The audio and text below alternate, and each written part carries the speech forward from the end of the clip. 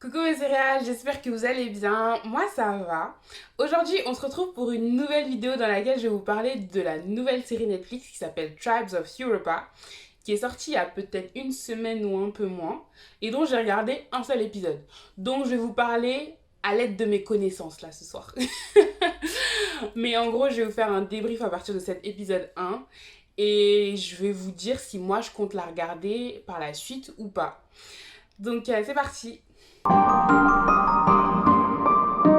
Alors, Tribes of Europa, c'est une série qui se passe en 2074 en Europe, et c'est une série dystopique, c'est-à-dire qui est complètement à l'opposé du monde réel et qui a souvent un côté dark. Avant les événements qu'on connaît, donc en 2074, il y a eu en 2029 une panne mondiale qui a fait qu'il n'y a plus d'électricité et qui a également fait que les personnes pour survivre se sont constituées en tribus, dont plusieurs tribus en Europe. Vous vous doutez bien que s'il y a des tribus, il y aura toujours des personnes qui voudront dominer les autres. C'est la nature humaine, il y a toujours des gens qui cherchent à dominer. Et justement, ces tribus se battent, entre guillemets, entre elles pour être maîtres de l'Europe, être maîtres des Tribes of Europa. Nous, dans cette série, on va suivre Liv et ses frères et son père qui habitent dans ce qu'ils appellent le refuge. Liv et sa famille, ce sont des originaux, c'est-à-dire que c'est une tribu qui, elle, ne se bat pas pour diriger l'Europe, elle ne se bat pas pour le leadership, c'est une tribu qui cherche juste à subvenir à ses besoins. Et par exemple, l'entrée de leur village, de leur refuge est cachée. Et ils appellent les personnes de l'extérieur les outsiders. Et eux, c'est les originaux. Et cette série, ça va commencer avec Liv et ses frères qui vont découvrir un vaisseau spatial qui passe au-dessus d'eux et qui s'écrase. Chose qui est hyper étrange puisque, comme je vous l'ai dit, il n'y a pas de technologie vu qu'il n'y avait plus d'électricité. C'est pas un avion et c'est une sorte de vaisseau spatial et c'est encore plus bizarre. Sauf qu'ils ne sont pas les seuls à avoir vu ce vaisseau spatial passer. Vous voyez ce que je veux dire ou pas? Il y a une tribu qui s'appelle les Crows et qui, elle, par contre, cherche à dominer l'Europe, qui a vu ce vaisseau spatial s'écraser et qui va tout faire pour récupérer la technologie qui se trouve à l'intérieur, puisque la technologie qui se trouve à l'intérieur, c'est une technologie atlantine qui leur donnerait les armes justement pour dominer l'Europe. Donc quand même, Liv et ses frères arrivent à convaincre leur père, qui est le chef de la tribu, d'aller voir au niveau de ce vaisseau-là pour voir ce qu'il en est. Un des frères de Liv trouve une sorte de cube avec des lumières bizarres. Et le père de Liv et un autre monsieur partent pour voir où pourrait être la personne qui était à l'intérieur de ce vaisseau. Le reste rentre au village. Pendant ce temps, l'un des deux frères de Liv, avec toujours son cube, va dans une sorte de temple qui est hyper particulier parce que c'est une sorte de temple mais avec des objets de vénération entre guillemets, il semble, de maintenant. Type, dans le temple, il y a des iPhones, il y a une PSP, c'est particulier quand même. Il y a des affiches qui parlent de Décembre Noir. Décembre Noir, c'est le jour justement où il y a eu cette panne. Des affiches qui parlent de la fin de l'Union européenne. C'est intéressant, on se dit, hein. Et donc, en fait, dans ce temple-là, il y a personne qui était dans le vaisseau spatial qui a vu qu'il a pris le cube et donc qui l'a suivi dans ce temple-là. Il l'a suivi dans ce temple-là parce qu'il sait qu'il est mourant, il est clairement mourant, et il sait aussi qu'il est recherché. Donc le frère de Liv retourne dans le village pour aller prendre comment on appelle, des bandages, etc. pour soigner le pilote. Son frère et sa sœur le grillent, et il l'accompagne voir le pilote atlantin qui est resté dans le temple. Et il se propose de le ramener avec une civière dans le village. Ça, c'est leur erreur. Je vous ai dit tout à l'heure que c'était un village avec une entrée cachée. Ils ne veulent pas être dérangés, ils ne veulent pas faire partie des guerres. En ramenant l'Atlante, ils ont montré où était l'entrée du village. Et comme je vous ai dit, il y a un peuple, les Crows, qui cherchent à récupérer cette technologie atlantine.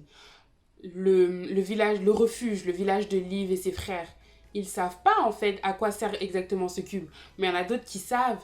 Et donc ils cherchaient le pilote, ils cherchaient le vaisseau. Ils ont vu le pilote être transporté chez Liv. Ils vont arriver au village. Sachant que juste avant, Ils avaient détruit un autre village parce qu'ils cherchaient le cube, ils ne l'ont pas trouvé là-bas, ils ont détruit le village et tué tout le monde. Et là, ça va être le tour du village de Liv.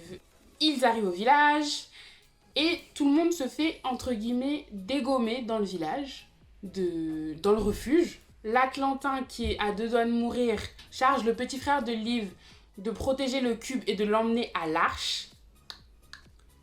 On va parler de The Angel, après. De l'emmener à l'arche et de faire en sorte que le message contenu dans le cube soit délivré.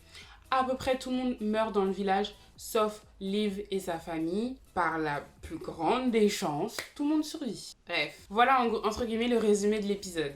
Alors tout le monde survit, pardon, mais ils sont tous séparés. Alors, cet épisode, c'était difficile et long à regarder pour moi. Je suis désolée, mais les 25 premières minutes, et très exactement les 25 premières minutes, c'était très très long.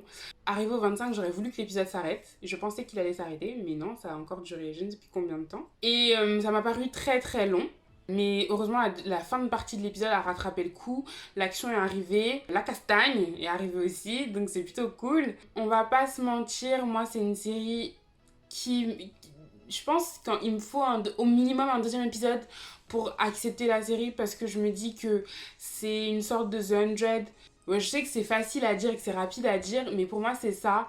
Dans le sens où on est sur Terre, dans un monde dystopique. Il y a des tribus. Ça fait penser à The 100. On emmène le cube à l'arche. Enfin, vous voyez, c'est des choses comme ça qui font que c'est un peu la même chose. Et c'est des tribus aussi qui sûrement vont devoir s'allier pour faire en sorte que le message soit délivré ou qui vont toutes vouloir s'entretuer pour avoir ce leadership-là. Mais je pense plutôt que des tribus vont s'allier pour justement lutter contre les Crows qui veulent imposer leur vision et diviser peut-être un peu tous les peuples et les tuer s'ils ne suivent pas militairement ce qu'ils disent. Je sais pas, moi j'ai eu un peu de mal, comme je vous ai dit, la fin de partie de l'épisode à partir des 25 minutes où justement les Crows sont venus tuer les personnes du refuge, c'était un peu plus intéressant. À voir comment aussi Liv va faire pour retrouver sa famille, parce que c'est clairement son objectif, faire la fille, et ça a l'air d'être un assez bon personnage pour le coup, cette fille-là. Je suis pas hyper motivée pour regarder le deuxième épisode en toute honnêteté. Pourtant, je suis hyper ouverte. Je suis pas le type de personne à juger au premier épisode parce que je sais qu'il y a des séries, c'est vraiment pas ça. Mais je pense que vraiment le fait que ce soit un mélange de Hunger Games, ouais, on peut mettre Hunger Games dedans aussi, The 100, vous voyez des trucs comme ça, ça me motive peu parce que ça réinvente pas le genre. C'est des séries que j'ai vues, enfin, The 100 en tout cas, c'est une série que j'ai vue, appréciée. Pour moi, en fait, le seul truc qui change, c'est que ils sont déjà sur Terre, en fait. Juste qu'ils quittent pas de l'arche qui est dans l'espace pour arriver sur Terre. Pour moi, la seule différence, c'est ça, ils sont sur Terre. Mais sinon, dites-moi, qu'est-ce qu'il y a dites-moi, à partir du premier épisode, qu'est-ce qu'il y a de différent. Parce que, pour moi, panne électrique, et dans The 100, c'était la Terre qui était plus habitable. Ok, c'est à peu près la même chose. Deuxième élément, il y a des tribus. Ou ils appellent ça des clans, je sais pas, des tribus. Il y a des tribus dans The 100 aussi. Les Tri-Crew, les One-Crew, c'est des tribus. Il y a des chefs de guerre, type Lexa. Il y a des chefs de guerre. Je sais pas faire 3 avec ce doigt-là, cette main-là. Il y a une arche. Je pense que c'est pas une arche spatiale, mais il y a le terme d'arche. Il y a une arche. Faire comme ça. Ensuite, quoi d'autre? Il y a une arène de combat. J'ai vu dans le trailer. Il y a une arène de combat, comme faisait Octavia. C'est difficile, hein? Non, franchement, dans les commentaires, je veux bien que vous me donniez des éléments qui vont me faire continuer cette série et qui va surtout me faire m'éloigner de The 100 et à obtenir des éléments différenciants. Parce que là, moi, tout de suite, c'est une série, je pense que j'aurais pu aimer plus si c'était une série que j'avais découvert en même temps que The 100 ou un peu avant, vous voyez. Pas maintenant que c'est fini, parce qu'en fait, c'est comme si cette série, ça servait de digne remplacement à Netflix de The 100. Sachant qu'ils n'ont pas diffusé la saison 7, Netflix, il leur reste juste la saison 7 de The 100 à diffuser. Et puis ensuite, ils n'avaient rien de ce genre. Donc là, en fait, ça leur donne un truc parfait pour, vous voyez, genre, faire la transition vers Tribes of Europa et une nouvelle série série dystopique dans la forêt. Euh, non mais je sais pas, c'est particulier hein. La langue allemande aussi, c'est pas facile. C'est pas une langue qui est douce à mes oreilles. Comme peut-être le français n'est pas doux à leurs oreilles, mais l'allemand, c'est... En tout cas, c'est pas une langue à laquelle je suis habituée d'écouter pendant un long moment. Là, je crois que c'est vraiment la première fois de ma vie que j'écoute de l'allemand pendant aussi longtemps. Donc, non, mais cette série-là, je sais pas. Moi, j'aime pas trop, hein, je crois. J'ai... Je veux pas dire que c'est mauvais. C'est pas mauvais. C'est que ça vient pas au bon moment, je pense. Ouais, peut-être que ça vient pas au bon moment. Et que ça aurait mérité de s'éloigner un peu plus. Par exemple, rien que le fait s'ils avaient fait une série qui était dans des ex-villes. Genre, on garde les anciens bâtiments, etc. Peut-être que ça aurait été mieux, vous voyez. Parce que là, on est encore dans la forêt, comme dans 100, etc. Donc, c'est compliqué. Pourtant, ils ont un avantage dans le sens où ils ont fait une série qui est assez proche de notre époque. Donc ça, c'est plutôt plaisant. Peut-être qu'ils développeront un peu plus. Peut-être qu'on verra des paysages qui feront que ça nous remémore un peu plus des trucs qu'on connaît. Moi, par exemple, j'ai vraiment apprécié ce temple avec des PSP, etc. C'est cool. Mais c'est pas assez pour moi pour l'instant. Donc cette série, moi, je vais pas me presser pour la regarder. Je vais regarder Ginny and Georgia. Mais Tribes of Europa, franchement, j'aurais essayé. Et puis voilà, franchement, dites-moi ce que vous pensez de cette série en commentaire, les céréales. Commentez, partagez, likez, j'aime. J'aurais vraiment envie que vous me disiez ce que vous pensez de cette série, vos retours, parce que là, je vous fais un truc à chaud, j'ai regardé hier. Hein. Du coup, peut-être j'ai pas assez de recul dessus. Dites-moi tout, dites-moi ce que vous en pensez, je veux savoir. Prenez soin de vous. Bisous.